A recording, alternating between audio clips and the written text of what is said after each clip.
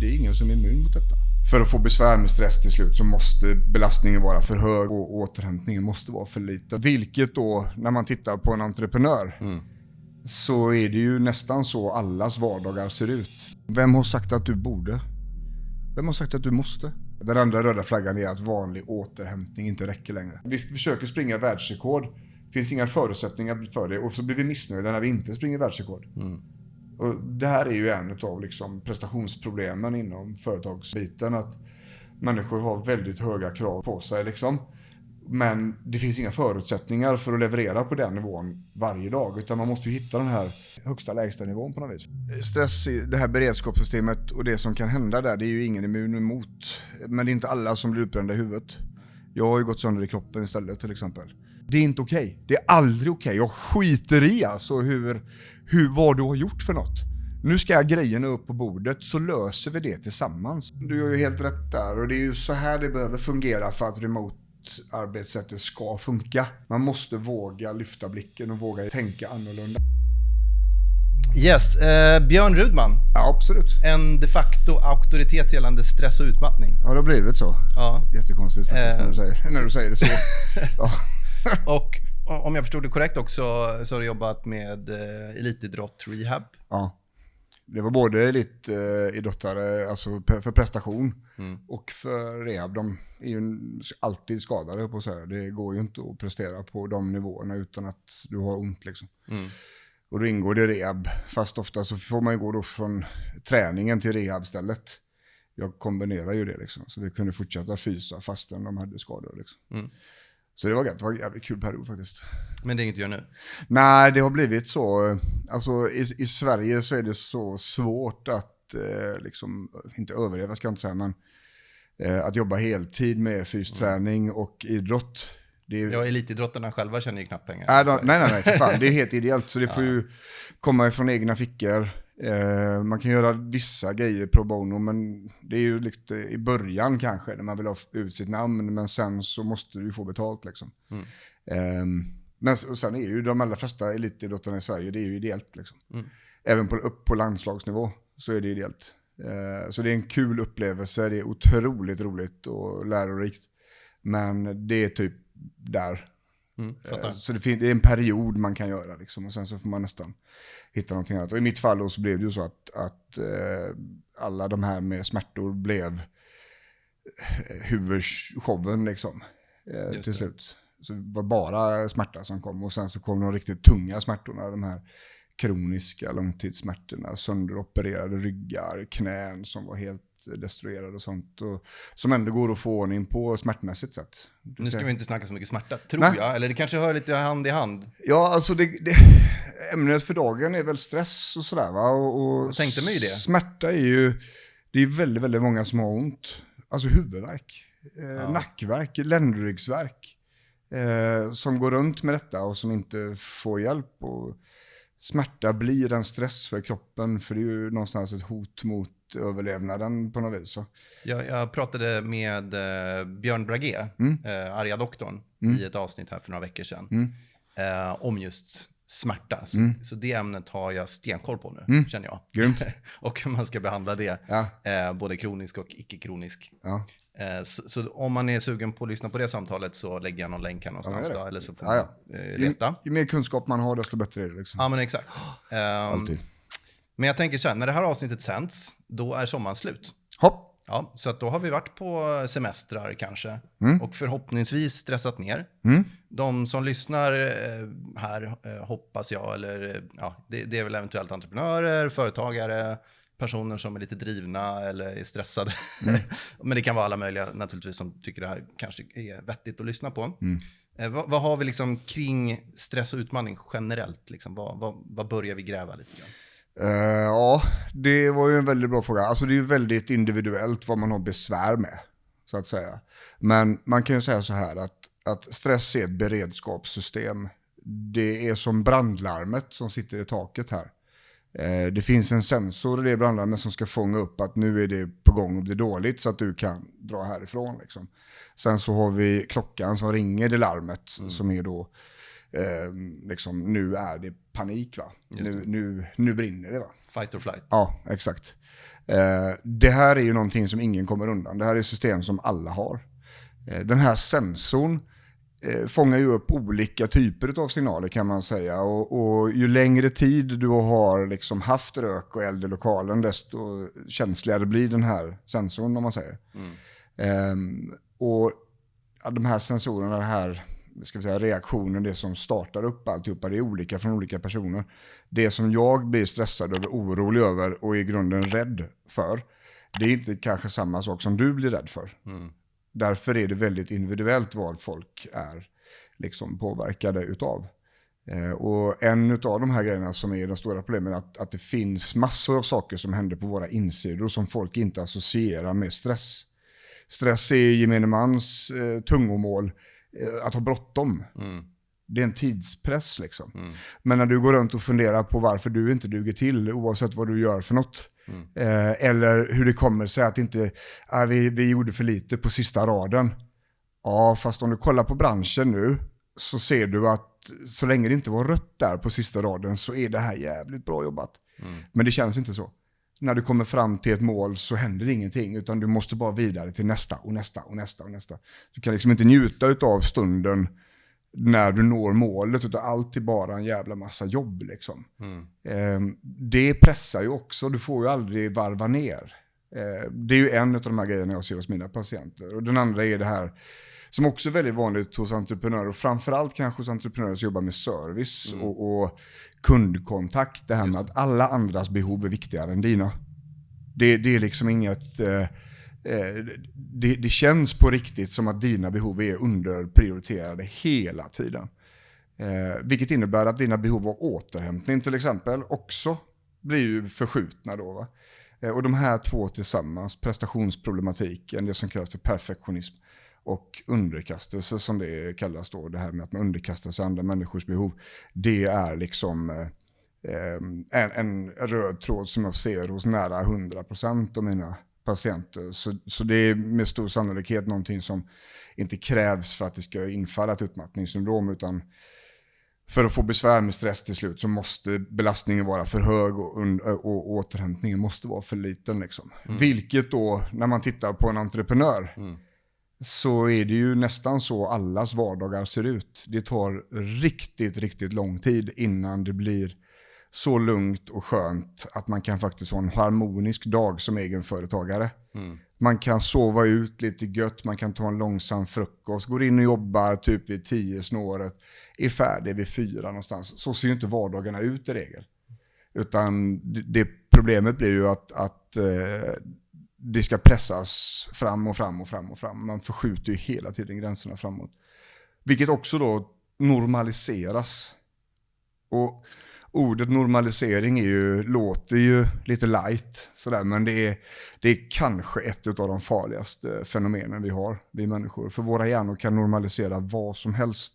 Får jag bara hoppa in, för det känns ju som, är folk mer stressade idag än tidigare? Har vi mer att göra? Är det beroende på det? Eller? Nej, om du tänker stress, inte som tidspress utan som ett beredskapssystem, så är ju folk väldigt beredda på fara idag. Ja.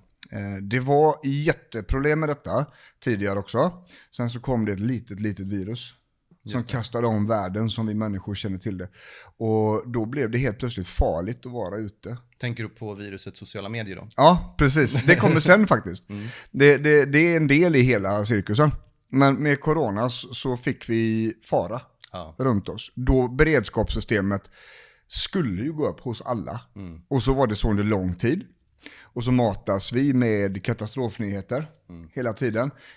Då lugnade sig, samhället öppnade upp. Ja visst, sen så kommer nästa örfil. Nej, det var för tidigt, vi får stänga igen.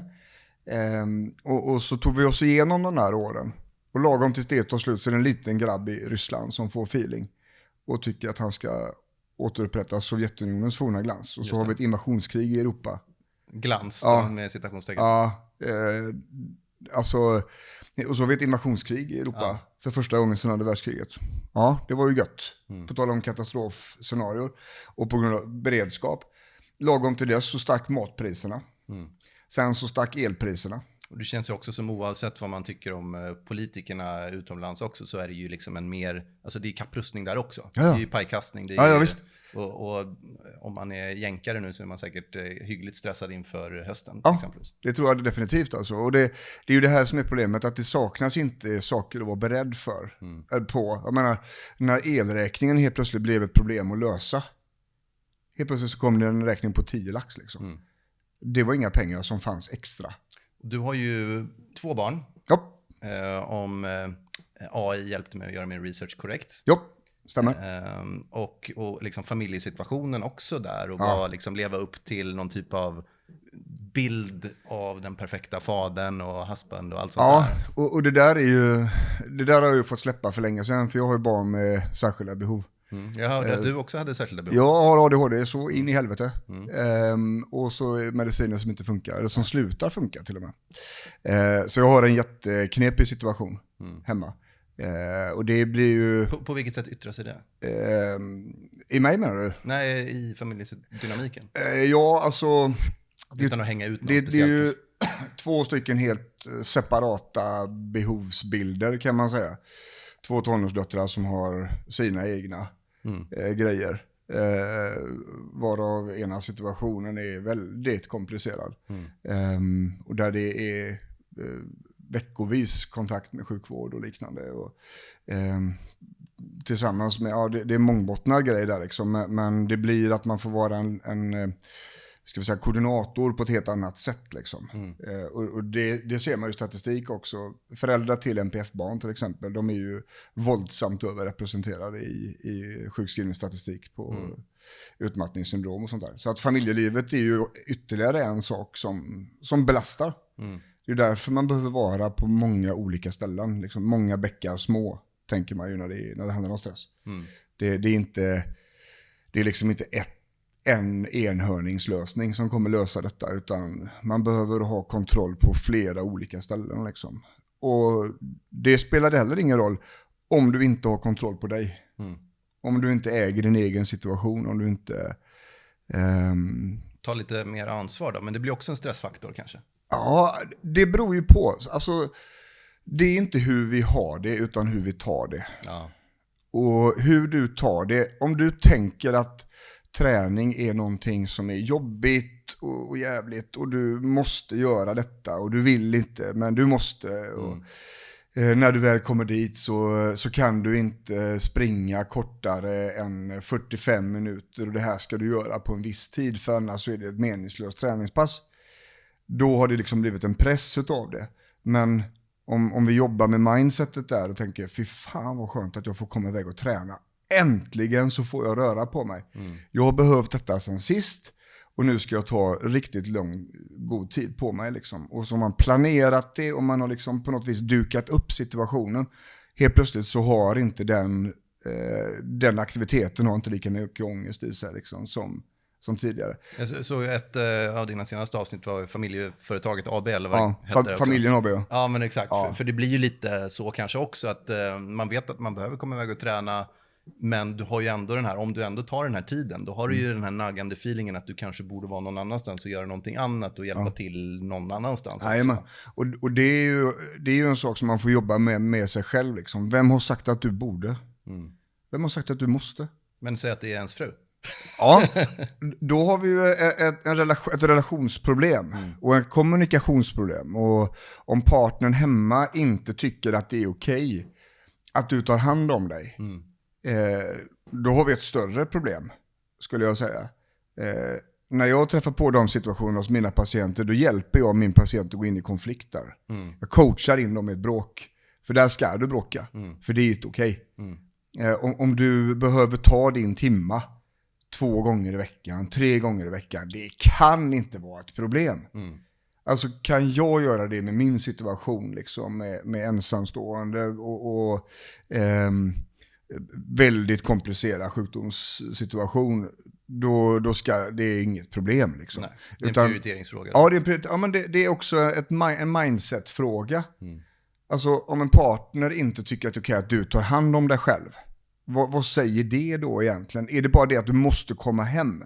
Vad säger det om motparten också? Ja, men det är det jag menar. Alltså, det säger mer där faktiskt. Och där ska man stå upp för sig själv. Liksom. Där ska du sätta upp din gräns. För att, ja, men kolla här nu. Jag tar hand om mig själv för att kunna vara den närvarande farsan. Den partnern som du behöver ha. För att jag ska orka så måste jag göra så här. Jag rekommenderar att du gör samma sak. Det handlar ju inte om att jag ska ta mina 3 timmar och sen så ska du vara hemma och diska och tvätta. Utan jag tar mina helt i sin ordning att du tar dina. Vi får planera detta. Och det måste vara okej. Vilka dagar vill du ha, hjärtat? Ja, men jag kan ta de här. Perfekt. Då tar jag de andra. Och så bestämmer vi det nu. Oavsett så bestämmer vi det nu. Men apropå träningen där. Hur känner du inför liksom all den här kroppshetsen som finns nu? För det är ju också ett stress, speciellt då du har 2 unga döttrar liksom. Jag har också 2 döttrar som de är inte riktigt teenagers än, men kommer dit snart. Ja, alltså jag tror att barnen har ju mycket större problem med det där än vad vi är lite äldre har. Jag är lite sådär... När vi jobbar med självkänsla så brukar det vara problem med hur man ser ut i kroppen och så vidare. Men ofta är det ju så att man får begränsa, alltså följer man massa slaskkonton på Instagram liksom, där det bara är liksom tvättbrädor och stringtrosor och alltihopa liksom. Bara avfölj skiten liksom, ta bort det bara. Varför ska du exponera dig för det? Det finns ju ingen anledning. Men jag är jättemissnöjd med min egen kropp. Okej. Gör vi någonting åt det då? Nej. Om jag tränar ibland. Okej. Men du är så här, vännen. Att vetenskapen är jättetaskig nu. Det är inte träning som kommer lösa detta. Utan du kommer lösa din viktproblematik i köket. Inte i gymmet. Där kan man lyssna på avsnittet med Johannes Kullberg som släpps här. Ja, precis innan också. Alltså det är där som lösningen ligger liksom. Träning är världsklass. Alltså träning skapar resultat som om det hade funnits i pillerform så hade hela världen ätit det. Så bra är det. Och det är inget... Och då tänker du både ur ett liksom förebyggande, stressdämpande syfte, men också generellt må bra. Ja, vissa patienter kan ju använda träningen som en del i rehaben, som medicin för att det funkar. Men för andra patienter med utmattningssyndrom så kan de inte. För de blir, alltså nervsystemet är så uppjagat att de får typ influensakänningar och sånt här efter ett pass liksom, och då är det fel. Men då har vi istället promenad till exempel. Att inte röra på sig är inte aktuellt för att kroppen, allting, jag tänker så här, allt som du vet är positivt med träning. Du kan sätta minustecken framför det. Och så har du ungefär vad som händer när du är stilla. Inte 2-3 dagar. Men är du passiv liksom veckor, månader, då kommer du må sunkdåligt på grund av det. Alltså måste vi hålla igång någon form av grundnivå. Och för vissa så är det promenad. Jag tänkte vi kunde liksom ta oss igenom då liksom stress, symptom, vad man ska tänka på och sen liksom avrunda med lite så här konkreta liksom tips och råd på vägen hur man kan, om man nu känner att man inte riktigt har koll på de här bitarna. Jag tänker att rita upp någon typ av veckoschema kanske kan vara rimligt också. Absolut. Så man har lite koll på vad man bör göra, hur man skapar den perfekta veckan. För att den perfekta veckan gäller inom egentligen allt, både jobb och privat. Ja. Och man behöver schemalägga grejer. Ja, faktiskt. Det är väldigt svårt att få till den perfekta veckan ad hoc. Liksom. Ja, och det vet ju du som driver podd. Jag menar, du behöver ju ha schemalagt, annars blir det inte gjort också. Och det är också en stressfaktor. Man ska prestera här, man ska prestera där. Du kan bli stressad om man är en sån person som är väldigt driven. Så kan du bli stressad över det, att du inte riktigt kommer dit du ska. Som du sa, man blir inte nöjd. Och du kan också vara stressad för att du är arbetslös och har för lite att göra. Eller sitter på sidan av och blir stressad av liksom fear of missing out. Eller... Ja, det är alltså det är så komplext och som bred bild och så individuellt överallt liksom. Men det finns ju gemensamma nämnare. Det här med prestationsproblematiken, att det liksom aldrig känns tillräckligt bra. Att press är ledordet i livet. Att no pain, no gain. Ja, men lite så. Och det här med den amerikanska, vad heter den här hustle-kulturen. Ja, och den amerikanska kulturen, den är ju så långt ifrån okej och bra som människan egentligen liksom behöver ha. Och jag tänker, de har ju helt egna problem där borta. med mycket substansproblematik och sådana här saker. Liksom. Men det finns ju ingen som, alltså, det är ju inte meningen att vi ska vara så liksom. Så att det finns massor av olika gemensamma nämnare och sen är det väldigt mycket individuellt också. Men om vi pratar om stress generellt sett, så när den börjar bli dålig, alltså när det börjar bli för mycket, då är det ju 2 flaggor som jag lyssnar efter som också är kollat på vetenskapligt i Holland 2017-18. När vanliga vardagsuppgifter tar onormalt mycket energi. Att du kollar mejlen, du ringer ett par samtal, för så bara, du vaskade bara av det innan 11 så var det klart liksom. Men nu tar det en hel dag. Alltså det går inte. Det är svårt att läsa, alltså det blir konstigt liksom. Det är en väldigt stark röd flagga. Den andra röda flaggan är att vanlig återhämtning inte räcker längre. Det vill säga lunchen gör inte att du botar om. Sömnen på natten räcker inte. Det räcker inte med en helg för att återhämta sig inför måndagen. De 2, då börjar det bli högt vatten liksom. Där någonstans hade jag definitivt slagit på handbromsen. Och när det gäller utmattningssyndrom då, som är någonstans slutändan på stressproblematik. Det är det här utbrändheten. Ja, det är utbränd. Gå in i väggen. Ja, skevt barn och många namn liksom. Ja. Det spelar egentligen ingen roll vad vi säger att det heter, men inom sjukvården så heter det utmattningssyndrom. Och det ska ju då medicinskt så ska det föregås av 6 månaders uppvarvningsfas, heter det. Det innebär att det ska bli mer och mer stressorer under 6 månaders tid. Sedan så följs det ut av en utlösande faktor. Det är någonting som händer, pang. Ibland så vet man inte vad det var. Ibland är det jättetydligt.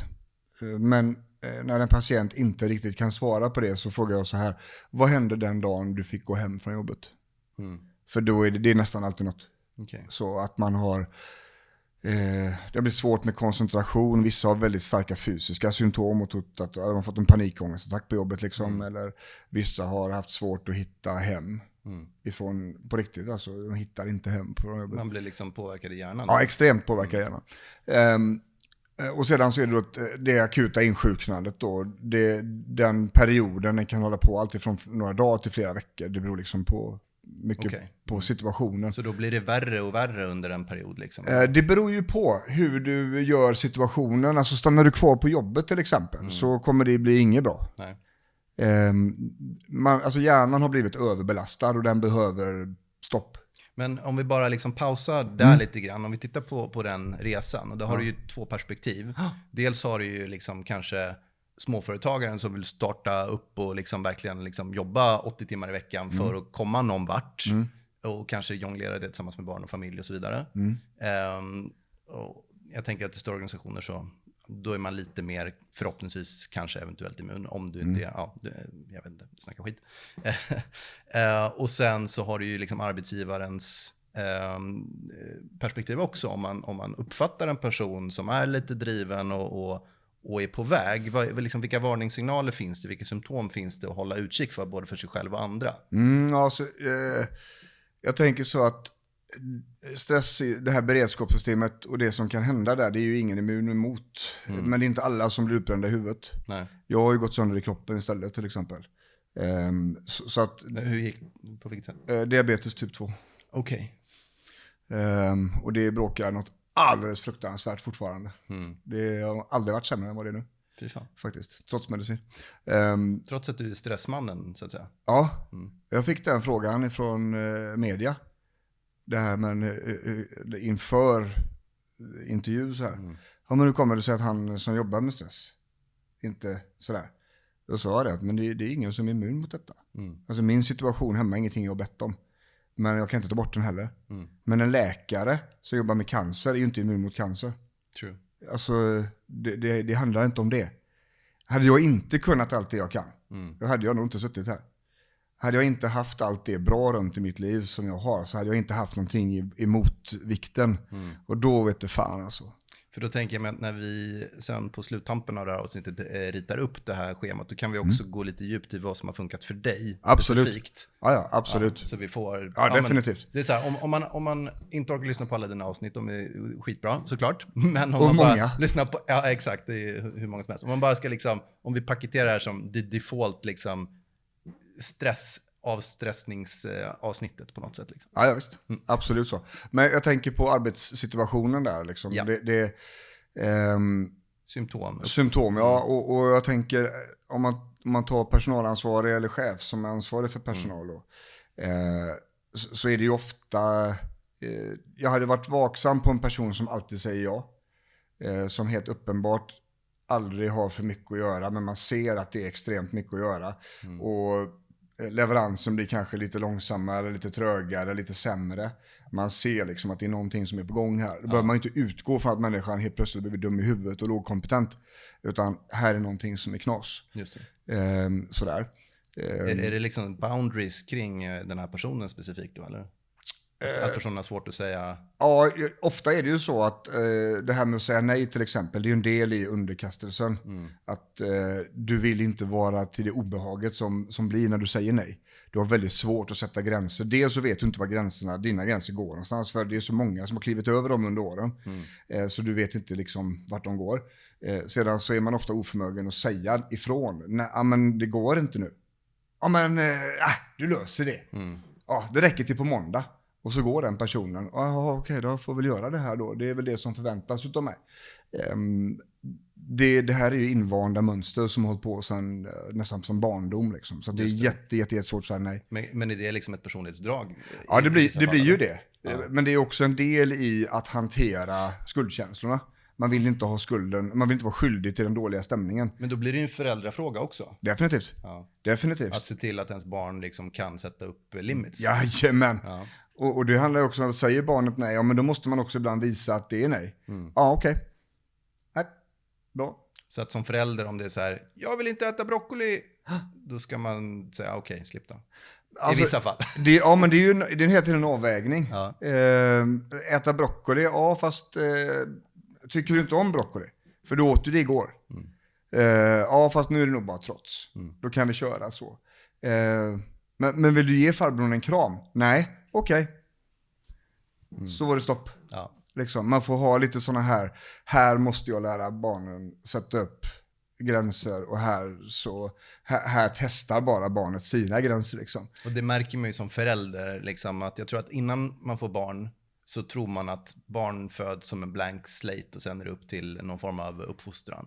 Och när man föder barn, när man får barn, så märker man att det är lite tvärtom. Alltså det är så här, de är från dag ett. Ja. Sen så kan man ge dem verktyg, hjälpa till på vägen. Att, liksom, för att alla har ju inte 10 i sin stats på alla grejer, utan det är lite random där som i ett RPG. Och det är ju också i barndomen vi skriver programkoden. Ja. Firmwaren liksom, till hårdvaran skrivs där. Och den är ju våra föräldrar som skriver den. Så att det här med underkastelse, att alla andras behov är viktigare än dina, har ju du inte ärftligt, utan det har du lärt dig någonstans. Det är någon som har talat om för dig att alla andras behov är viktigare än dina. Och ibland så kan det vara att man har fått det till sig. Att man har fått det muntligt, att vi ska göra så här liksom. Det är viktigt att du gör det här för honom innan du vilar liksom. Just det. Och i vissa fall så har du sett hur morsan och farsan har gjort bara. Ja. De har offrat sig, de har liksom fått beröm och cred, och så gör du samma sak. Det kan också vara så att det har funnits sjuka föräldrar, skadade föräldrar. Det är ju inte deras fel, men deras behov har varit väldigt stora. Och dina behov som barn har inte gått före. Ja, och vuxna är ju egentligen bara barn som är större och skrynkligare än någon som leker vuxna. Känslor har ingen ålder. Nej. Så att mycket av det vi upplever idag känslomässigt har ju vi varit med om förr. Liksom. Och det som påverkar det negativt är någonting som har påverkat det negativt förr. Och där du också hade väldigt begränsat med verktyg och förutsättningar för att hantera det då. Det här med bekräftelse till exempel är någonting som är jättevanligt och som har kopplat till det här med perfektionism och underkastelsemönstren. För att om alla andras behov har varit viktigare än dina och du har behövt att prestera för att duga till, så har du liksom inte fått den här villkorslösa bekräftelsen och uppmärksamheten som du har behövt att ha som barn för att få reda på att jag duger till som jag är. Bara att vara Robban i den här gruppen så är jag duger här liksom. Jag behöver inte göra något. Jag behöver inte säga något, jag behöver inte vara clownen, jag behöver inte lösa någonting för alla andra. Jag bara är här och så vill de hänga med mig och så är det gott liksom. Den fick man kanske inte då när det var någons behov som var väldigt starka eller att det var en massa prestationer som var tvunget att göras. Så att det här med det man kallar för emotionell försummelse, det här att det har funnits någon där men det har inte funnits någon där. Det har inte funnits en pelare att luta mot. Det är ju minst lika vanligt. Och det här är också en grej som ligger i samma kittel liksom. Allting går in i samma kittel. Det är inte olika liksom muggar för olika saker, utan det är samma. Och den här utvecklas så till den personen, så att det vi gör som föräldrar till barn ifrån alltså jättesmå åldrar och uppåt är det som kommer forma dem. Det betyder inte att vi ska och kan göra allting rätt. Vi måste göra fel. För att barnen måste få veta att nu gjorde pappa fel. Och det rättade han till på det här viset. Just det. Vad dumt att jag skrek så när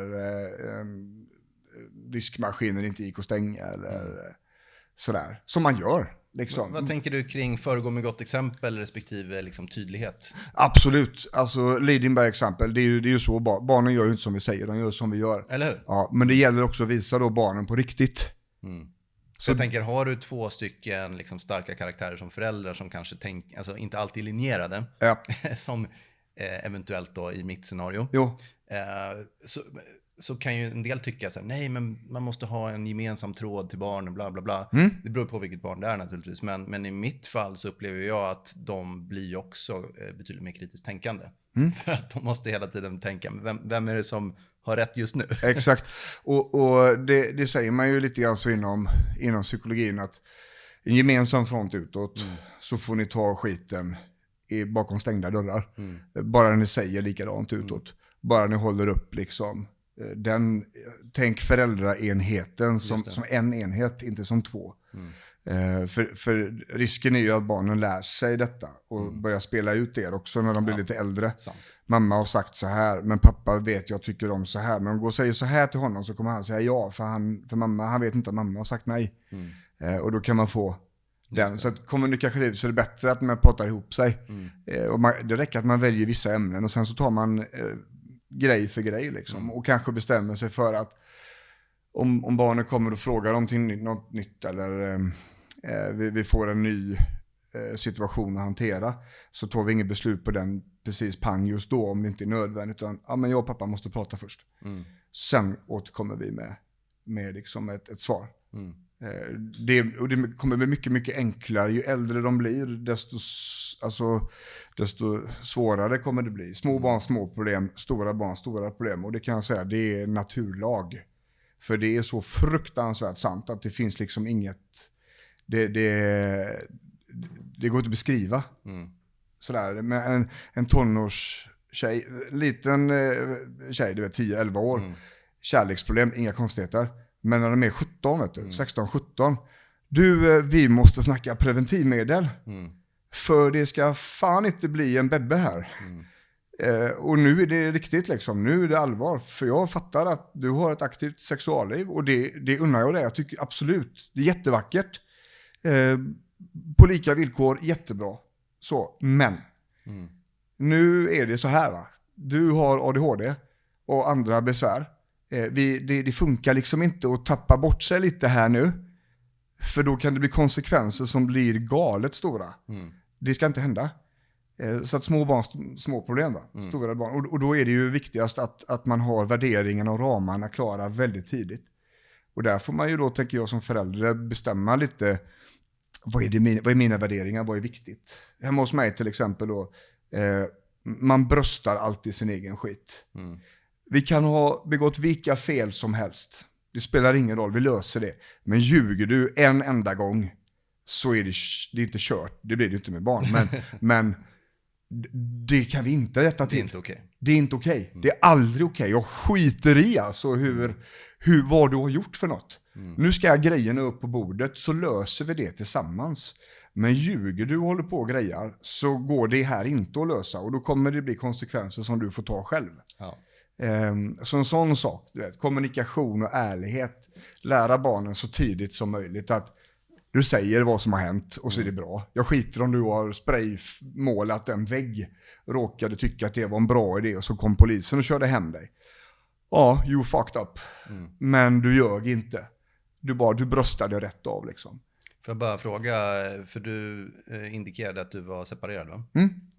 Är det en konsekvens lite grann av de här diagnoserna på något sätt? Nej, det var... Jag separerade 2014 första gången. 2020 andra gången. Ja. Det är ju så. En post-covid? Nej. Det var helt andra saker. Det var mismatch egentligen. Ja. Och det... Man har ju ADHD och entreprenör, så jag menar, har man inte 2 skilsmässor i ryggen så är man ens entreprenör då. Är det så? Jag tänkte liksom, just kring det, har du någon typ av varannan vecka-upplägg då? Eller? Ja, ena flickan är varannan vecka, om hon känner för det. Vi har ett väldigt bra förhållande, jag och min första exfru. Det är liksom tomten är far till alla barnen, och barnen får liksom bestämma vart de ska vara. Just det. Min äldsta dotter har jag hos mig på heltid. Av olika orsaker. Sådär liksom. Så att, det är lite sån mix-situation. Men, alltså, för det är ju många som, alltså skilsmässor som triggas i småbarnsåren, när det är liksom som jävligast och stressigast och värst liksom. Ja. Och då är frågan, är det för att få varannan vecka att varva ner eller inte? Alltså, det känns ju nästan som en morot i vissa scenarier. Ja, alltså, jag tror hur bra man än har. Ja, det är ingen dålig idé alltså. Nej. På riktigt. Jag tror att väldigt många förhållanden, väldigt många familjer hade mått väldigt mycket bättre på det sättet. För det är, alltså hushåll knäar liksom. Det är tufft, man är aldrig ledig, det är aldrig fritt, det är alltid någonting som ska göras. Det är svårt med kommunikation, alla är trötta, ingen mår bra. Men som just när det kommer till stress, jag menar liksom barnen ska skjutsas till hockey 5 gånger i veckan, de ska gå på tennis 7 gånger i veckan. Man ska själv liksom klättra i karriären eller få in de här kunderna, eller om du är entreprenör, du ska betala ut löner och vara stressad över det liksom. Alltså det håller ju inte. Nej. Det är ju bara så. Det är en ekvation som inte går ur. Och jag tänker liksom, för jag brukar alltid, jag gillar ju sån här evolutionär liksom, biologi, psykologi, allt det där. Och titta tillbaka till våra förfäder, inte liksom i Bullerbyn, utan mer 10 000, 100 000 år tillbaka. Och då hade du ett community. Liksom, då var det så, nej men jag behöver chilla. Då satte man sig på bergsklippan en liten bit bort, och sen lekte alla barnen och alla pensionärer i stammen med varandra på något sätt. Alltså det var en på ett sätt mer kanske mindre stressfyllt. Ja. Jag menar, det är ju inte så här, särskilt ofta du talar om utmattningsproblematik i Afrika liksom. Nej. Där de har ju kanske lever med stress över i och för sig. Ja, men de har ju annan typ av problematik där liksom. Men det är ju inte den här prestationshetsen på det sättet liksom, i en stam liksom. Men jag tänkte bara, för att föra topicet tillbaka, för vi var ju någonstans på diagnostiseringen av symptom, både liksom för en själv, om man känner shit, jag jobbar på väldigt mycket och man kanske inte har kommit till bristningsgränsen än. Ja, precis. Eller att man iakttar en annan person som sen man kanske vill stötta. Ja, precis. Och de allra flesta börjar ju upptäcka att någonting är problem när det har liksom blivit fysiska besvär. Ja. Ont i magen, tryck över bröstet, domningar liksom i fingrar och ansikte, och influensakänningar i kroppen, liksom smärtproblematik och liknande. Det är ju då de allra flesta söker sjukvård. Sen är det ju också de som faktiskt vågar tänka på vad som händer på insidan och förstår att, men jag har läst den här texten 3 gånger va? Och jag vet fortfarande inte vad jag har läst.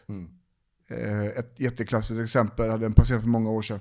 Hon skulle steka pannkakor, laga pannkakor. När hon började läsa receptet i kokboken, och så 5:e gången som hon får läsa om det, då slår det henne att hon tar inte in. Just det. Och hon bara står där, hon vet fortfarande inte vad hon ska göra. Där är det ju högt vatten. Man läser om samma sida om igen och bara... Och det är ju så här... de har ju varit. Våra kognitiva förmågor, koncentrationsförmåga, psykisk uthållighet, psykisk flexibilitet, motståndskraft och sånt, blir väldigt negativt påverkade av trötthet i hjärnan. De kognitiva förmågorna är uppbyggt av pusselbitar som kallas för exekutiva funktioner, vilket är sätt igång funktioner på olika sätt. Liksom. Det kan vara att stoppa externa tankar från att komma in. Det kan vara att bibehålla fokus på ett ställe. Det kan vara att flytta fokus från punkt A till punkt B. Det kan vara att övervaka sig själv och veta att just det, jag måste sluta med det här för jag ska göra detta istället. Va? De här blir jättenegativt påverkade utav trötthet. Det är därför som det blir tokigt liksom, på insidan. Det är också de här funktionerna som blir bättre när man inte är trött längre. Liksom. Så det är liksom rena konsekvensen mentalt, vad det är som händer. Och det är väldigt ofta så att det är tröttheten som påverkar hjärnan så mycket då. Så trötthet är ett kardinalsymptom som man säger. Så sömn är A? Nej, inte den. Ja, jo, det är A, men det är inte den typen av trötthet. Det är inte gå och lägga sig trött. Om du har suttit i en riktig sån fender-bender-konferens, ni har brainstormat i 3 timmar. Det har varit skitintressant men manglat. Telefonen har ringt, du ser att det är massor grejer du måste ta aktion på där. Du vet då att nu börjar det köra ihop sig för jag måste hinna och hämta kidsen, de ska iväg sen, kan inte jobba sen. Alltså den pressen i huvudet där. Och så tar du den pressen och så tänker du att men det här gör vi tisdag morgon när jag har väckt dig efter 4,5 timmars sömn. Och samtidigt ska jag be dig räkna ett mattetal. Den typen av trötthet snackar jag om, fast hela tiden. Den försvinner liksom inte. Den går inte att sova sig pigg ifrån. Där börjar vi prata utmattningsproblematik så att säga. Och ibland så är det fysiska symptom också. Och fysiska symptom, sägs ju att just när det kommer till, om vi pratar så här kost- och hälsa-spåret, att stress är ju liksom en ännu större bidragande faktor nästan än kosten. Ja, alltså, gällande typ om du går upp i vikt som ett exempel. Ja, alltså så fort stressen finns på bordet så är den huvudmisstänkt fram tills liksom proven innocent in a court of law. Så dominant är den, så stark och stor är den.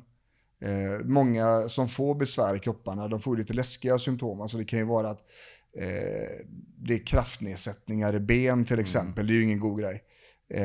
Det kan vara jättekraftig huvudvärk, det kan vara vänstersidan på kroppen känns konstig. Alltså grejer som skulle kunna finnas i symptomlistan på andra svåra saker, typ stroke, MS, Parkinson, alltså hjärnsjukdomarna och sådär. Men tack och lov så är de sjukdomarna ganska enkla att kolla. För de allra flesta går att ta blodprov för att utesluta. Och då finns det ingenting annat kvar. Nej. Utan det är stressen som fortfarande är på bordet. Så när patienter kommer till mig och är oroliga för symptom så bara kollar jag av lite små grejer. Nu är inte jag läkare, men jag kollar av lite små grejer. Och så bara, fast det var bra igår. Ja, fast du vet, hade du haft MS så hade det inte varit bra igår. Hade du haft en stroke så hade det inte varit bra igår. Skitdåligt i förrgår. Bra dagen. Det går liksom inte i vågor där, va? Utan bang, det har smält och så är du dålig. Och då är det liksom intensivvård som vi pratar om. Så att de här symptomen kan vara väldigt läskiga. Väldigt diffusa och komma och gå. Men där är väl kanske de flesta då som söker hjälp. Det är inte förrän det har börjat yttra sig i kroppen. Men så fort koncentrationssvårigheterna dyker upp, så fort det börjar bli jobbigt med arbetsminne, du tappar bort tider, ord, tappar trådar i samtal, känner att koncentrationen i ett samtal är svårt. Huvudet zoomar iväg på annat och du kommer tillbaka till rummet. Fan, han pratar fortfarande, vad har han sagt nu? ADHD så händer det hela tiden. Så det är inget konstigt, det är inga nyheter för oss. Men om man inte har det och hjärnan gör så, eller helt plötsligt så bara dyngtrött från ingenstans. Jag måste typ skölja mig med kallt vatten eller gå ut och hämta luft och det är inte normalt att det blir så. Då börjar vi få problem. Om man då som personalansvarig eller ledare ser att det här börjar ske liksom. Är det okej? Jag bara missade vad du sa sista. Vet du vad? Vi tar 5 minuter. Och så stäcker vi oss och så tar vi lite luft och lite kaffe och sådär. Och sen att man lyfter då, om man ser att det här händer ofta. Eller om det alltid liksom är slutet på veckan eller att liksom det finns röda trådar sådär liksom. Jag tänker just kring till exempel i ett team, en del människor kan liksom uppleva att de blir väldigt stressade över saker och externt, men du har inte så jävla mycket att göra, vad händer här, varför är det så här liksom. Då känns det som att det kan vara att man själv har krav på sig eller man uppfattar att det finns externa krav eller att man inte har koll på sina prioriteringar, skulle jag säga som en default liksom. Och just som entreprenör också, ADHD, jag har väl någon form av odiagnostiserad bokstavskombination säkerligen eller en variant av det. Annars skulle jag inte vara entreprenör och starta en podd bara helt random så här. Men jag tänker mig liksom att så som jag jobbar, jag har alltid liksom 100 grejer jag skulle kunna göra. Steg 1 är ju att dokumentera ner det för mig själv. Och det har jag märkt att papper och penna funkar bäst. Ja. Om jag lägger det digitalt så har man liksom 1000 jävla filer på datorn och så blir man stressad över var fan sakerna ligger någonstans istället. Liksom. Och sen bara att man väljer ut 1 eller 2 grejer som, men det här måste jag göra. Det här är dagens måsten. Och sen så när de är gjorda, vad är nästa måste liksom? Så att man inte tar på sig 10 måsten åt gången. Det hjälper mig, men också att jag har koll på alla saker jag kan göra. Absolut. Liksom. Så att man inte tappar need någonting. to do och nice to do. Lite så. Ja. Ofta är det så, visualisera det liksom och skriv ner det så att du slipper ha det i huvudet. Blir det mycket, mycket enklare. Och där kan vi också prioriteringsordna det. 1, 2, 3, 4, 5. Arbetsterapin pratar mycket om blockindelning. Du skulle kunna ta den listan och så göra 4 block på din arbetsdag. Första blocket, där skriver du vad är det som måste göras då? Det kanske är ett telefonsamtal som vi måste ta innan klockan 10, för då efter det så får vi inte tag i den personen. Eller så är det ett mejl som måste gå iväg direkt för att det är någon som väntar på leverans eller sådär liksom. Och sen att man lägger in då de här snuttarna som man behöver ha gjort då. Och även i en sån planering inte glömmer bort vilan och pauserna. För du kan ju fylla upp hela din dag utan problem. Men pauserna kommer antagligen inte att ske automatiskt. Speciellt inte om man har väldigt mycket på den här listan. Om man liksom ska... man har mycket att göra helt enkelt. Mycket som måste betas av. Ja, jag tänker det för oss lite grann in på liksom post-covid, det vill säga remote-arbetsplatsen. Som jag är ju en förespråkare för och en utövare av i mitt team. Och det har ju liksom sina fördelar stressmässigt, men också kanske sina nackdelar stressmässigt. Det tror jag definitivt. Att både privat och jobb liksom blandas ihop. Ja. Och då är det ännu tydligare att du sätter upp liksom det här schemat på något sätt. Liksom, vad har du för... Du som ändå säkerligen har snackat om det massa gånger. Ja, när det gäller entreprenörskap och i arbetsroller där det inte finns någon liksom specificerad arbetsdag, så brukar det i regel innebära problem till slut. Det låter jättenice när man hör det och man kanske ser det på sociala medier. Vad skönt att man kan bara sitta där och jobba. Ja, precis, fast hon har ingen arbetsdag. Det är alltid arbete. För så fort du öppnar laptopen så är du på jobbet. Det är ingen bra grej för återhämtningen. För du kan inte koppla av på det sättet. Men om man vill ha ett sånt upplägg, liksom hur får man det att funka då? Enligt? Ja, det är rutiner och liksom att man spesar upp för sig själv att nu jobbar jag och nu jobbar jag inte. Under covid så jag satt med stora byggbolagen i Sverige, deras chefer, och hjälpte dem med sina problem under en period där. Och då fick de göra så här. På morgonen så fick de ta en promenad ut ur huset. Så fick de gå en runda. Det räckte att det var 5 minuter. Så när de kom tillbaks hem så var de på jobbet. Och sen så gjorde de exakt samma runda fast åt andra hållet när de gick hem ifrån jobbet. Och det är ju ett mindtrick. Och det funkar. Det funkar jättebra. Det är liksom... Stäng ihop datorn, lägg undan den. Ha inte mejlen på telefonen. Smygjobba inte, utan när du är färdig så är du färdig. Det är lösningen. För att en av faktorerna för att kunna åstadkomma avkoppling och återhämtning, det är det man kallar för brytaktivitet efter jobbet. Du måste tala om för hjärnan att nu är det färdigjobbat. Det går liksom inte att hålla på med nu. Och då behöver du visa att det är så. När man bara stänger ner laptopen på köksbordet så har du inte gått ifrån jobbet. Utan du ställer dig och diskar direkt eller fixar maten och tar hand om kidsen. Fast det har inte blivit någon mellanlandningsperiod. Det är ingen ställtid däremellan. Det kom ut liksom. Ja, precis. Så det hade jag absolut rekommenderat. Att hitta en sån rutin. Att när du går till jobbet så går du till jobbet. Och du jobbar inte efter arbetstid. Och jag köper det. Jag tycker det är rimligt. Och jag tror som ledare så vill man ju uppmuntra det i personalen när man får det här att funka. Såklart. Men om man är en sån person som bara återhämtning. Jag jobbar när jag jobbar och det när det behövs. Ja, och så kan det vara. Och eventuellt kan man hitta en balans i det också kanske. Ja, man kan ju få det att flyga. Det är ingenting som man måste göra. Känns det bra på det andra sättet så kör. Whatever floats your goat liksom. Det är inga problem. Men jag vill bara dra hem det till min situation. För att jag är bra på gränsdragning för mig själv. Och jag uppmuntrar det till mitt team. Min fru gillar ju att vara lite mer flex. Så att hon kan ju sitta på kvällen och jobba när jag egentligen har checkat ut från jobbet. Ja. Och där kan det bli en liten dissonans. För då är det så här, Robert, det här jobbgrejen här. Och så kommer jag, men jag har ju jag är ju inte på jobbet nu. Ja, Sen som entreprenör så sagt, det är klart, jag jobbar ju i min hjärna hela tiden. Ja. Men jag kanske inte vill liksom utföra tasks. Nej, och det är ju väl också, alltså, vi som är entreprenörer, vi tycker ju att det är genuint roligt, så det ger ju oss också. Ja. Det är ju kul. Om man hittar någonting i verksamheten, bara, men det här behöver struktur. Liksom. Jag behöver sätta upp en automatisering på den här AI-processen. Då kommer det att liksom bli mycket enklare. Ja, det är kul. Då gör vi det för att det är roligt. Inte för att vi måste, utan för att det är kul. Liksom. Ja, exakt. Och det är ju där det funkar. Ja, exakt. För då När ger det, så att säga, nu har jag gjort, så att säga, det här är mina måsten. Jag är tillgänglig. Ja. Det här gör jag för min egen skull. Absolut. Problemet blir ju om du är tillgänglig och så vill du inte liksom kanske svara på problemfrågor. Alltså, du är... dina gränser är ju viktiga ändå att hålla utåt, så att säga. Va? Så att inte du blir allmän egendom med tid. För man kan fråga pappa vad som helst. Exakt. Jobbpappan liksom.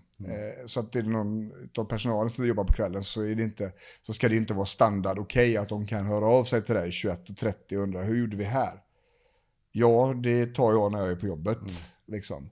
Och det är ju samma till personal också. Alltså det är så här, just med det digitala, för det kan vara så här, du sitter i Slack eller du sitter på, som vi sitter på Discord. Jättebra om man är sugen på att jobba digitalt, kan jag tycka. En digital arbetsplats. Där man liksom ser varandra och kan kommunicera och så. Men just att säga, om jag och min hjärna får en shit, här har vi the solution. Eller ett problem som vi måste kika på. Då kan ju jag dra iväg den via Slack till mitt team. Men jag vill ju inte att de tar den nu, utan jag vill bara, när ni checkar in nästa gång, då tittar du på det. Så att jag vill ju inte att de plingar. Nej. Liksom. Sen får man ju ha någon typ av rutin för shit, hela skiten har brunnit upp. Nu liksom ett undantagstillstånd som kanske händer någon gång per år i så fall, om det behövs. Liksom. Och det måste man ju också ha utrymme för. Absolut. Den röda Batman-telefonen. Liksom. Ja, och jag tänker så här, nu är ju ni väldigt digitala och väldigt långt fram i er verksamhet. Men om man tar en verksamhet, ett vanligt standardkontor till exempel, som jobbar med e-postklienter i stort sett. Där finns det ju ett vanligt problem att det kommer mejl på kvällarna. Och så ser folk att det kommer på kvällen och så kan de inte låta det vara. Eller de ser det dagen efter att 21:30 kom det här igår kväll. Oj. Sitter han och jobbar då? Ja, jobbar han då. Det kanske jag också måste göra. Så jag säger till alla jag kommer ut till liksom och föreläser och sådär. Alltså, behöver ni sitta på kvällarna? Fine. Men ställ då in schemalägg mejlet liksom, så att det inte går iväg 22:30. Det är smart. För du vill hjälpa miljön att vara positiv, inte negativ. Kommer det ett mejl 22:30 så är det negativt. Kommer det 08:00 så är det okej.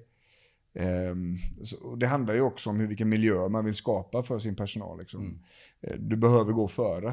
Och det är samma, men nu bryter vi för att gå på lunch. Stäng av alla datorer. Men jag tänkte käka här idag. I helvete du ska. Kom igen.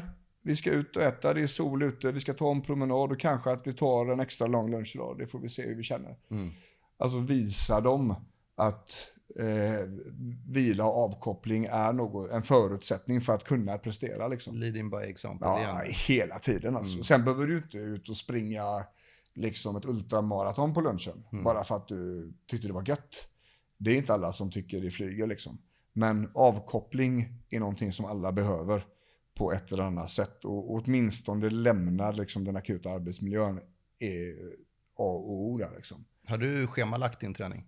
Ja, absolut. Är det så samma tid varje vecka, samma kanal? Nej. Liksom? Jag som det är nu så har första patienten klockan 9. Så jag har 1 timme på morgonen från det jag lämnar ett barn i skolan. Eller bara kommer igång. Och sen har jag 2 timmar paus mitt på dagen.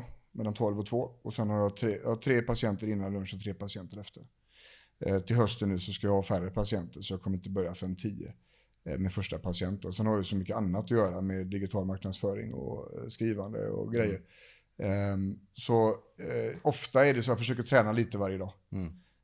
Jag har ju fördelen att ha mitt kontor i en träningsanläggning, en kampsportsanläggning som är min. Så där finns det ju väldigt snabb tillgänglighet. Men det kommer att behöva ändra sig, för jag behöver en annan typ av setup för att få ner mina stressnivåer. Liksom. Så att, lite varje dag. Nu har jag hittat ett gym som har jättevälutrustat gym och relax. En riktig relax. Så det är både bubbelpool och bastu. Okay. Så nu fystränar jag först. Sen så bastar jag och sen så badar jag bubbelpool. Och sen är jag klar liksom. Bastun är jävligt nice för återkoppling. Eller återhämtning. Ja, och även nedkylningen efteråt framförallt. Som kallvatten. Cold plunge. Ja, lite så. Och det blir ju ett adrenalinpåslag av kylan där liksom, som i sin tur då blir, när det försvinner så blir det stressreglerande. Så, Wim Hof. Ja, typ så. Så det funkar skitbra. Men träning är liksom ingen hobby. Nej. Det är liksom ingen fråga. Är det motigt för dig eller är det liksom en stund? Det är olika. Det är skitmotigt ibland. Ja. Hatar och liksom orkar inte. Men nu med den nya setupen, när jag vet liksom att bubbelpoolen och bastun är belöningen efteråt. Liksom, det blir väldigt mycket enklare. Så nu är det träning varje dag. Träning hemma? Ja, alltså jag skiter nog hellre i träning då. Ja, men allmänna, så att säga, vad har du sett hos folk som tränar hemma? Funkar väldigt dåligt för de allra flesta. Okay. Faktiskt. Det funkar bra i någon vecka eller 2. Sen är det liksom, ska du göra dina knäböj och vet vad som behöver göras i köket. Jaha. Alltså det är svårt. Det är svårt att vara i fred, det är svårt att varva av. Det är mycket lättare att åka till en miljö. Det är lite grann samma som semester. Det är lättare att koppla av när du åker iväg än att koppla av hemma. Och du får också den här commuten kanske som ställer om dig från... Ja, så kommer du in till en miljö. Det är inte du som ska städa där. Nej. Du åker dit och lånar utrustningen och sen åker du hem. Då kommer du iväg, du får en stund för dig själv. Du får en äkta paus liksom sådär, och sen så är du klar.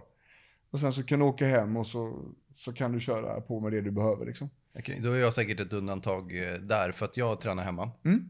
Och jag har som policy att försöker hålla den så långt jag kan, men att jag inte tar några liksom, möten efter 2:00 på fredagar. Och då har jag liksom träning.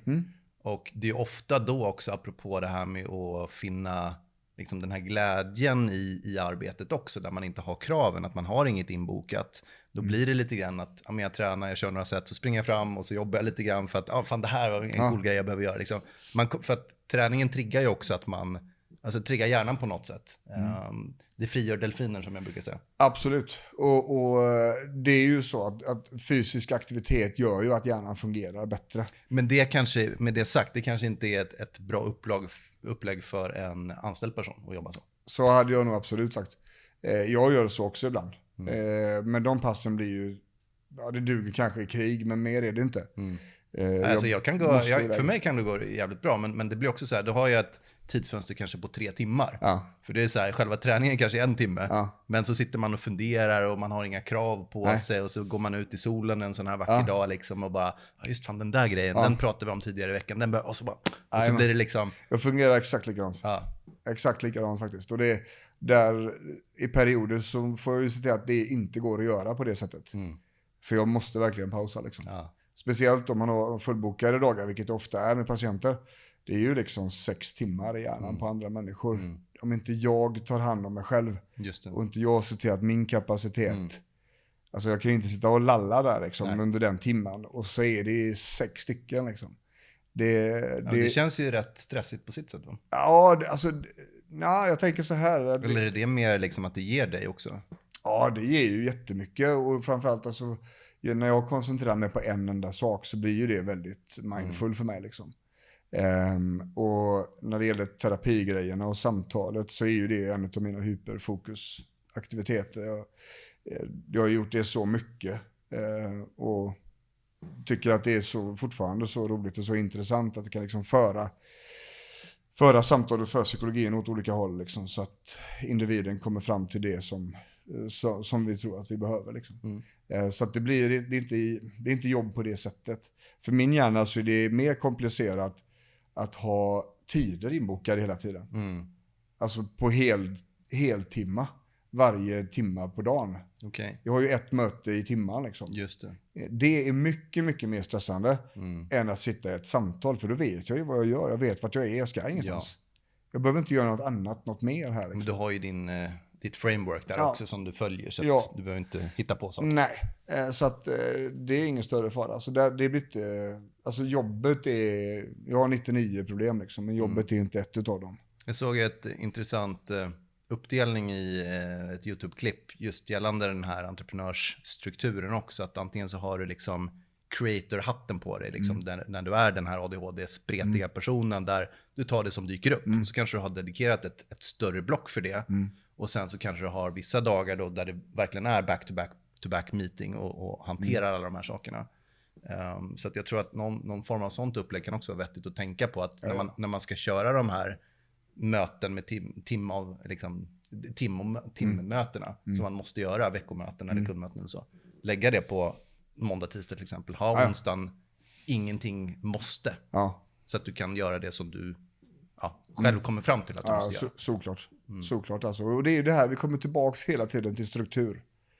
Struktur är liksom ett utav liksom de lösningarna som vi ska ha. Får vi struktur så får vi också kontroll på situationen. Då äger vi situationen. Och med den här strukturen så kan vi också lägga den utifrån vad vi har för kapacitet i perioden. Vilken arbetskapacitet har vi? Är det en period där vi sover okej, äter okej, träningen funkar, det är lugnt hemma, jag har lite roliga saker inplanerade kontinuerligt, ja men då är det en bra period. Då har jag kanske högre kapacitet. Men kommer det en period där kidsen är sjuka, jättesura och griniga, de sover dåligt, alltså sover du dåligt, med ökad stress och sådär så minskar kanske aptiten. Du äter inte lika mycket och stress påverkar det på ett annat sätt. Du är alltså mer sårbar under den här perioden. Och sårbarhetsfaktorer är ju någonting som jag jobbar med hela tiden egentligen. Ju färre sårbarhetsfaktorer som är igång, desto bättre kommer du må. Att man har liksom möjlighet att skifta lite struktur. Så man har ett mode liksom som man kan köra i de perioderna, så har man ett annat mode som man får köra de andra perioderna. Just det. Att man vågar och titta på dagsformen. För du har, alltså en elitidrottare kan inte prestera på topp som de gör i match eller på tävling varje dag. Det funkar inte så. Utan man har en träningsperiod, man har uppbyggnadsperiod och sen så när man tävlar, men då ska inte, målet är inte att du ska vara bäst första tävlingen. Kolla på skidåkarna i Sverige till exempel. Alltså första tävlingarna de gör, det ska inte vara perfekta. Det är kvitton de behöver för att se hur funkar jag nu med adrenalin och tävlingsformatet. Ja, funkar så här. Okej, då vet vi. Då har vi fått ett kvitto på det. Nu kör vi vidare. Men målet är här nu då. För många idrottare på hög nivå så i OS i sommar till exempel. De skulle inte vara bra för 2 år sedan. Det hade varit ett jätteproblem om de var perfekta för 1 år sedan. För då vet vi att de kan inte bibehålla den formen hela vägen in mot OS. De är för tidiga. Det kommer att skita sig. Nu måste vi tänka smart. Vi måste göra om planen här för det kommer inte gå. Men vi människor, vi högpresterar ju varje dag och tycker att vi ska leverera på elitnivå varje dag. Men vi har inte tränat för att göra det. Vi återhämtar oss inte utifrån hur mycket belastning som vi har lagt. Och förutsättningarna är egentligen, vi försöker springa världsrekord. Det finns inga förutsättningar för det. Och så blir vi missnöjda när vi inte springer världsrekord. Och det här är ju en av liksom prestationsproblemen inom företagsbiten. Liksom, att människor har väldigt höga krav, väldigt höga nivåer på sig liksom. Men det finns inga förutsättningar för att leverera på den nivån varje dag. Utan man måste ju hitta den här högsta lägsta nivån på något vis. Va? Men är det krav på från en själv till sig själv primärt? Ja, skulle jag säga. Oftast är det så. Och det kravet, det är nästan alltid gamla röster. Men för jag tänker liksom nu kommer vi tillbaka efter sommaren. Vi spelar in det här innan sommaren för att why not liksom. Men nu är vi tillbaka, vi har utvilat oss lite grann, tänker vi oss. Förhoppningsvis har vi stressat ner och fått en återhämtningsperiod. Det kan för många kanske vara till och med mer stressigt att umgås med familjen nonstop. Men om vi liksom, nu kommer vi tillbaka i alla fall i skola, i jobb. Och det kan bli liksom lite rivstart kanske. Där man kan få en sån där kanske knäpp. Hur Hur hanterar man det på bästa sätt? Ja, det är ju där som väldigt många smäller. Ja. Efter, när semestern har börjat. För många varvar ju upp innan semestern för att hinna klart. Och då har man kört för hårt, för snabbt.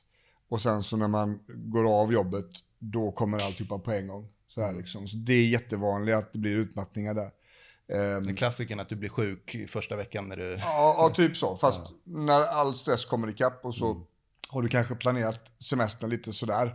Så att första veckorna är liksom besök hos alla människor man inte hunnit med under åren.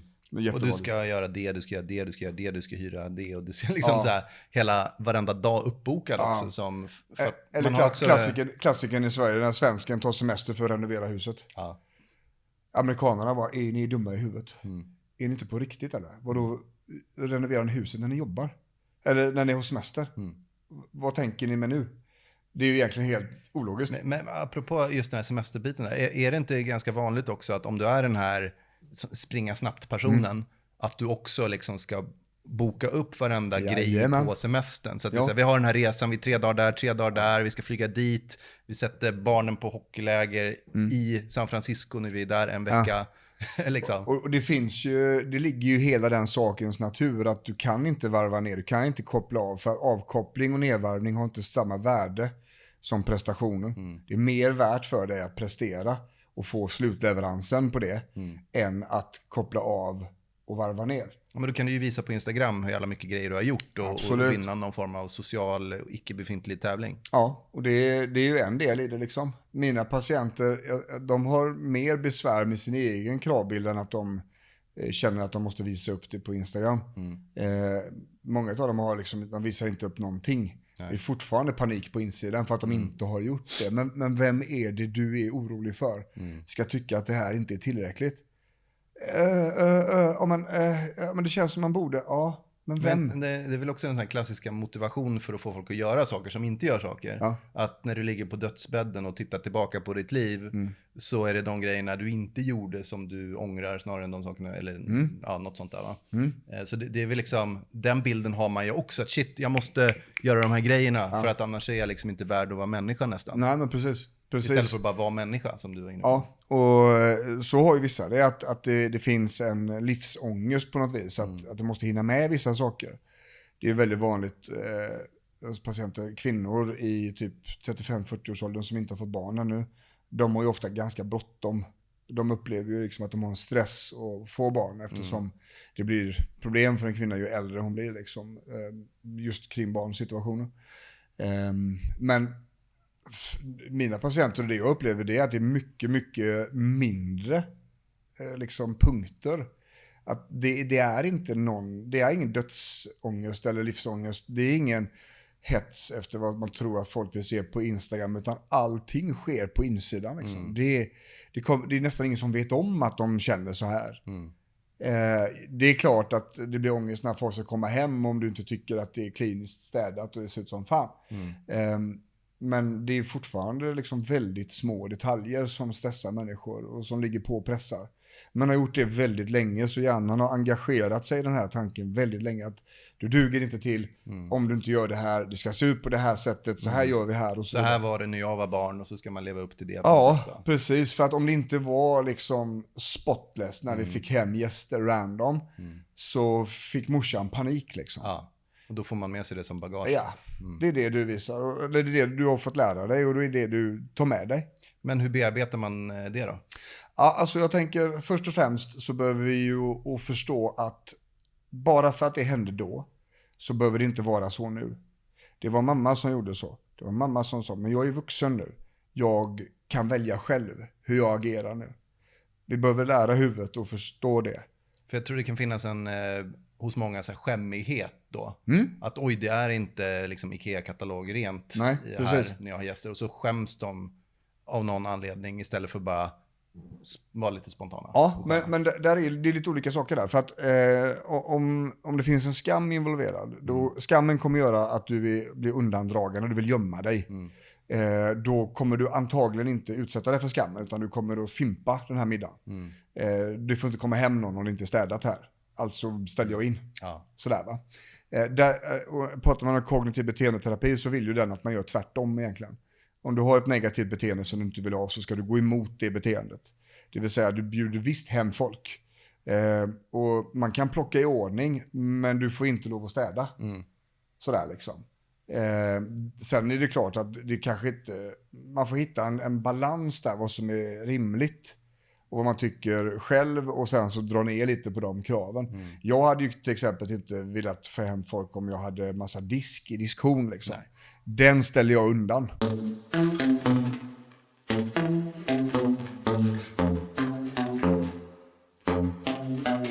Vi var inne på verktyg, knep, lösningar, workflows, sätta prioritering för att både vara produktiv, nå sina mål och ha bra stress då kanske. Ja, stress är stress oavsett. Det finns inte bra eller negativ utan stress är stress liksom. Ja. Däremot så behöver vi ha stress för att kunna prestera. För att hantera sin stress på ett bra sätt. För att hantera stressen, absolut. För att hantera känslorna och hur du tar stressen.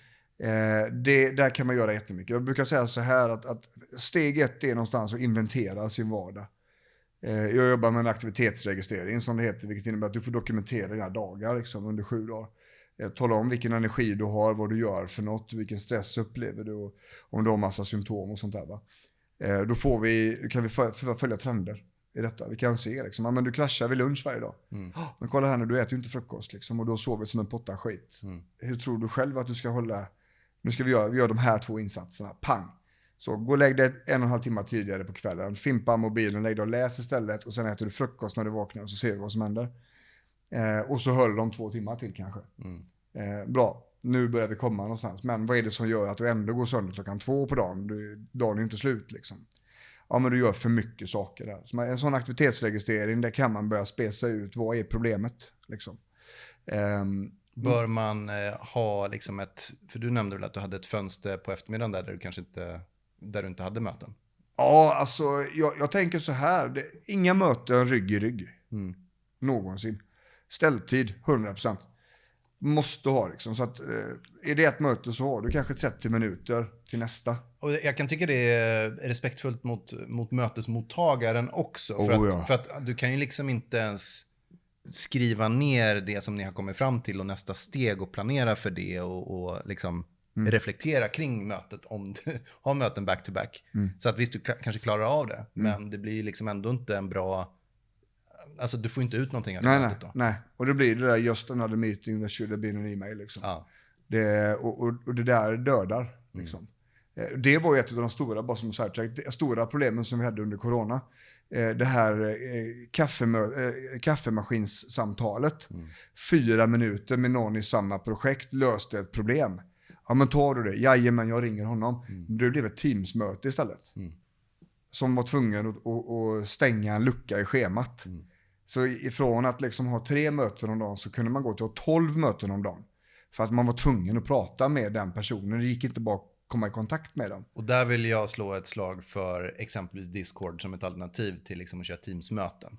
För då blir det mer informellt. Du är på det digitala kontoret där du kan hoppa in i ett rum och bara, men fan vi synkar 4 minuter. Alltså på det sättet. För att just det där, det är det jag har märkt också i mitt kontaktnät när man har jobbat remote och inte fått det att funka. Att du har haft de här Teams-mötena enbart och sen så är du left out in the cold. Utöver det. Ja, visst. Men det är helt blankt liksom. Man har ingen aning vad folk gör liksom. Så det var ett jätteproblem. Men en aktivitetsregistrering, dokumentera vardagen är en jätteviktig sak. Jag tänker också att struktur och liksom dela in dagen i områden, i block liksom, för att få ordning på det. För att veta vad du ska göra, vilka perioder du ska göra. Och i där så har du också pauserna. Skriv upp pauserna, ta pauserna. Fula dig inte på dem liksom. Snosa inte mobilen när den ringer på paus, utan sluta göra det du gör och gå därifrån och gör det utan mobilen liksom. Så tänker jag, de 2 är ju helt centrala. Och det är också jättebra om man jobbar remote exempelvis. Att så visar så här, jag uppmuntrar också att man kan gå och träna på eftermiddagen eller ta en promenad eller något sånt där. Då brukar vi att man skriver det på Slacken bara. Så jag tar en promis. Nice, tummen upp. Absolut så. Just för att då vet vi också att den här personen är på promenad. Så att man inte så här Kom igen, svara då! Ja. liksom. Ja, men det är det. Och jag tror, alltså, du har ju helt rätt där. Och det är ju så här det behöver fungera för att remote-arbetssättet ska funka. Det går inte att bedriva liksom en traditionellt ledarskap som du kunde gjort på kontoret och försöka bara replikera det till remote. Liksom, för det funkar inte likadant. Man måste våga lyfta blicken och våga tänka annorlunda. Liksom. Och där blir det kanske ännu viktigare att det är frihet under ansvar.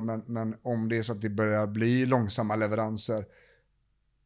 Vi måste bara snacka leveranstid här lite grann då. Så. Ja, för det är det som är relevant egentligen i ett företagssammanhang. Vad är det vi levererar? Ja. Vad är det som kunden får för bemötande? Ja. Vad har vi för svarstider? Hej och hå. Ja. Och att vi liksom som ett team jobbar mot de mätpunkterna istället för att men du ska vara här sharp klockan 8 och du ska liksom gärna jobba över efter klockan 5. Liksom. Och du ska vara på kontoret och man sitter som ledare och är någon typ av så här kontrollant. Liksom. Ja. För det är ju det som lite tog udden av min entreprenörsglädje också. Att från att vara en kreativ force till att bli någon som sitter och kollar, är den här personen här? Ja. Det är så här, tidsstudiemannen vem fucking bryr sig om den personen är där eller inte? Det är så här, du är anställd för att göra ett jobb. Ja. Gör jobbet och gör det på dina villkor. Det är ju ett givande och tagande. Ja. Men skulle arbetstagaren börja söla liksom, då måste ju då är man ju som ledare eller ägare ansvarig. Du måste styra upp detta. Ja. För jag kan inte ha den här icke-leveransen i teamet, för det här blir fel. Och en del är ju inte skapta för att jobba själv. Nej. Och en del är det. Ja. Jag tror att det är där som är liksom A och O också. Så det skulle aldrig funka. Nej, det kanske inte skulle hos just er team. Alla människor behöver ju känsla och sammanhang. Ja. Och eftersom vi tillbringar så pass lång tid på jobbet så måste sammanhanget där vara ganska stort. Vi måste känna att man har en plats där liksom. Sen har man ju också en känsla av sammanhang i familjelivet och privatlivet sådär, men det är många som vissa som tyckte att det var skitbra med remote under covid, för då slapp man folk, man slapp åka pendeln till jobbet och så vidare. Men det var också folk som led, som var så ensamma och så trasiga för att de hade liksom ingen att prata med, för att deras arbetsplats har inte fattat det. Du har fattat liksom att vi kan bygga ett community fast digitalt online. Det är folk där liksom ändå. Fast de sitter inte bredvid dig bara. Det är också ett mindset. Hur gör vi detta liksom? Vad är det vi kablar ut till personalen? Och det blir ju en arbetsmiljöfråga. Ja. Fast bakvänd på något vis. Reverse engineering grej liksom. Att du gör på ett visst sätt och det har funkat väldigt bra liksom. Det flyger fint. Liksom. Jag tänker liksom lite som ateist som man är också. Att nu kanske jag är ute och svamlar här, men apropå community, för det var ju precis det som du var inne på. Att det är det man vill bygga. Man vill bygga ett fungerande community som där alla vet vad som gäller och alla har sin möjlighet till flexibilitet och få sitt liv att funka. Ja. Istället för kanske liksom den här kyrkobaserade communityn där man ska vara på en viss plats vid en viss tid och bara lyssna på någon som raljerar. För att det är det enda som håller ihop det communityt. Ja, liksom. Absolut. Och det är ju så, jag tycker religion är jätteintressant också. Jag är inte troende heller. Men jag kan se religionens betydelse. Absolut. För människor. Liksom skapa tröst, skapa begriplighet. Förklaring till varför skit händer. Liksom. Enkla förklaringsmodeller. Ja, och det behöver människor. Och man behöver ett sammanhang. Liksom. Du behöver ha din församling, din grupp. Liksom. Och där delar ni värderingar. Det är inte så olikt liksom, vad som händer i livet i övrigt om man väljer att se det på det sättet. Så jag tycker det är superintressant och diskutera. Religion, det är ett helt annat poddavsnitt. Jag tror det. Och det ser jag fram emot också. Ja, där finns det mycket att gräva i. Ja, jag har med sig en det finns ju positiva, alltså, allting kommer ju ner till olika typer av maktstrukturer, eller kanske inte bara maktstrukturer, utan strukturer, system som man bygger för att ha någon typ av gemensam riktning. Det är ju det handlar om. Precis som företag, entreprenörskap eller nationer och stater eller vad fan hur man nu vill paketera det. Ja, det är ingen skillnad liksom. Nej, det är ju inte det. Nej. Det är bara liksom att man har olika typer av hattar på sig. Ja, precis. Vilken vinkel och vilken hatt håller på där. Liksom. Men alltså att jag tror liksom det här med struktur, aktivitetsregistrering, kolla av och så planera din vardag. Det är det man gör på jobbet. Sedan är det så, den egna plattformen är mycket viktigare än man tror. Så sömn, mat och träning. Den plattformen står vi på. Vi lägger oss i tid, vi skiter i att kolla på roliga katter som slår sig på YouTube. Vi äter ordentligt, frukost, lunch, middag i alla fall, varje dag. Och vi ser till att röra på oss lite varje dag. Det behöver inte vara gym varje dag, men absolut att det händer saker varje dag. Det kan vara en promenad med lite mer flås. Tar du en lång promenad och springer på någon av trapporna här liksom, ja, men gå upp för dem lite snabbare liksom, så pulsen börjar smälla. Räcker med ett par minuter och så är det färdigt för den dagen. Sen kan du gå vidare. Lite varje dag. Och träning är liksom ingen hobby. Utan det är en nödvändighet. Det är som att andas och äta mat liksom. Och när du får till det och slutar fundera på det som en hobby, utan det sker kontinuerligt, då kommer du också få de här jätteeffekterna i kroppen. Huvudet orkar mer, sömnen blir bättre, det gör mindre ont, det verkar mindre, det liksom, du kan hålla ut mycket längre i ett möte, koncentrationen, allt blir bättre liksom. Ja, men en del kanske, framförallt yngre, har ju fortfarande bilden så här, ja men träning, nej men fan jag är inte fåfäng, eller jag behöver inte ha större muskler eller sådär, men det är inte det handlar om. Nej, det är liksom inte, det är inte det som är grejen. Så ju mer man kan få igång rörelse i kroppen, desto bättre kommer den att funka. Speciellt om man sitter framför en dator hela dagen. Ja. Det är så att säga, för varje liksom tidsenhet som du sitter still, ska du ju ha, kanske inte motsvarande, men i alla fall en tidsenhet där du rör på dig. Ja, absolut. För att annars blir det ju den här som ligger i tanken på Matrix där till slut. Ja. Och jag brukar säga så här, sitter du 8 timmar om dagen så räcker det inte med 3 timmar träning i veckan. Alltså ration blir fel liksom. Därför så behöver du röra på dig lite varje dag. Och allra helst som jag ser det då, hitta ett break på lunchen när du faktiskt gör det. Och sen så är någonting direkt efter jobbet. Och så är det klart. Jag vill bara, innan vi rundar av, sömn kom du in på. Och jag tror att många med mig, och också när jag var yngre, det var ju så här, jag vet att jag borde sova, men vad skönt, nu är det lugnt, barnen sover, det är inga krav på en nu. Man tar liksom den här extra egentiden, ja, för att det är då det går. Yes. Och så kanske speciellt i liksom som förälder eller så, liksom, att man liksom nallar lite på det. Har du några liksom allmänna råd och tips? Absolut. Jag tänker att det behöver inte vara antingen eller. Du kan ha en kväll där du bara göttar dig. Spela ditt mördar GTA 5 när barnen har lagt sig. Men nästa kväll så går du och lägger dig tidigt. Så att 2-3 kvällar i veckan så får du extra timmar. Och sen så 2 kvällar i veckan så kör du din grej. Det behöver inte vara antingen eller. Det kan ju också vara väldigt viktigt för förhållande till exempel. Att ni har tid för er själva när barnen har lagt sig liksom. Och att det inte bara är massa måsten, tvätt, disk, fix och tricks. Utan att ni kan bara ligga bredvid varandra i soffan och vara nära och bara inte göra någonting. För det var det ni behövde nu. För det var väldigt länge sedan ni gjorde det nu. Ja, fine, gör det då. Men det behöver inte vara antingen eller. Nej. Det blir så lätt att det är svart eller vitt. Man tror att en strategi måste vara liksom, ja men nu är det alla dagar som ska vara så här. Nej. Ja, jag måste konditionsträna. Absolut. Men gör det 2 gånger i veckan då. Och då gör du intervaller innan du börjar gymma. Och så var det färdigt. Det är minuter det här handlar om. Liksom. Det är inte mer. Men du behöver inte konditionsträna varenda dag. Du ska inte liksom springa Stockholms maraton på rekordtid nästa år. Utan du behöver bara upp pulsen och så är det bra. Det behöver inte vara antingen eller, svart eller vitt. Liksom. Våga lyfta blicken och titta. Hur kan jag få in det här lite grann då? Lite mer än vad jag har fått tidigare. Ja, men då kanske det är 2 gånger i veckan som jag kör mina egen tidskvällar. Ja, men då vet jag att då får jag offra lite då. Och det är samma med om man har riktigt små barn. Alltså det är fullständigt meningslöst att bägge föräldrarna är helt förstörda. Det är bättre att köra varannan natt. Just det. Att men den här natten är din. Ja, då sover jag. Oavsett vad som händer så sover jag. Och då kanske man kör öronproppar som man inte hör om det börjar blöta. Och nästa så är det min. Och då vet jag det. Du har ställt in mig på det. Och då kan man också planera dagen efter. Att jag behöver kanske inte kötta möten för morgonen där ifall det blir en dålig natt.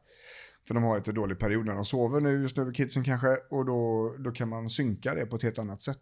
Då börjar det bli harmoni i livet liksom. Och då har du också kontroll. När du äger situationen över din egen energi. Det är då vi börjar snacka liksom. En del sköna föräldrar, de har ju barn som går och lägger sig 7-8. Jag är inte så förunnad. Nej. Jag hörde det precis alltså. Mycket är ju också vad det är och hur du gör med det. Ja. Det absolut bästa hade ju varit om man kunde koppla av samtidigt som barnen var uppe, eller samtidigt som barnen. Att man hade Men gemensamt. barnen har ju en liten inbyggd annan tidsrytm också. Liksom. Ja. De hanterar ju sovmorgnar bättre än vad jag gör exempelvis. Liksom. Ja, ja, Det ja. är nästan att de ska ha det på ett sätt. Ja, ja. Absolut. Och I alla fall. när det gäller sömn och mindre barn, alltså det ändrar ju sig väldigt fort. Det går ju på månader liksom innan, och så helt plötsligt bara, oj nu sover de så här. Och så, aha. Och så glömmer man bort hur dåligt det var förr liksom. Björn Rudman, Jo, tack för att du kom hit. jättekul att vara här. Löste vi frågan, alltså har vi löst stress nu? Nej, det har vi inte. Och det kommer vi inte göra, för det ska vi inte göra. Nej. Du behöver stress. Det är ju ett beredskapssystem, det kommer hålla dig från fara. Det vi behöver lösa är ju hur vi hanterar stressen, hur vi tar emot den. Och att vi inte behöver bli rädda och oroliga för allt som händer, utan att vi tittar på problemen med fakta. För att se, det här är någonting jag måste lösa nu och det här kan jag skita i att lösa nu. Det är inte hur vi har det, utan hur vi tar det. Och plattformen i oss själva, liksom hur vi mår i kroppen och huvudet, det kan vi påverka väldigt mycket. Det kommer också bli lättare att hantera omvärldens press genom att vi gör så. Så börja i oss själva, punkt. Och ur det perspektivet så har vi nog löst ganska mycket. Ja, men då har vi en bra guide här i alla fall. Det Så tror man jag kan- definitivt. Så man kan komma en bra bit på vägen. Ja, det kommer man göra. Löser man bara en liten del av det vi har snackat om idag så kommer du komma jättelångt. Och om man vill sponsra dig då går man och lyssnar på din podd, Kan man göra. kanske? Podden kan man lyssna på. Man kan läsa boken. Ja, Man kan... har den kommit? Ja, den kommer 19 augusti. Ja. Är den ute i butik. Man kan kika på hemsidan, man kan kolla på Instagram. Det finns lite överallt. Liksom. Man googlar Ja. på Björn Rudman bara. Ja, det brukar gå bäst. Apropå googling, vet du att man kan optimera nu prompt optimering. Ja, Sökpromptoptimering. Så. ja jag läste det. Mm. Jag läste också, jag hade missat, märkligt nog. Eftersom Det bara tror jag kommer bli en helt ny skön industri av både gold diggers och andra. Ja, AI är våran vän. Ja. Definitivt så. Ja. Nej, men jag tror alltså sökmodsoptimering är helt klart facit. Ja. Björn, nu får vi... Ja, nu måste jag åka vidare. Nu får vi hålla klaffen Nu tror ska jag, jag så ta att den stackars lyssnaren också kan Helt trötta på. varva ner och Ja. komma in i mindfulness. Tack som fan för att du kom hit. Kul att vara här.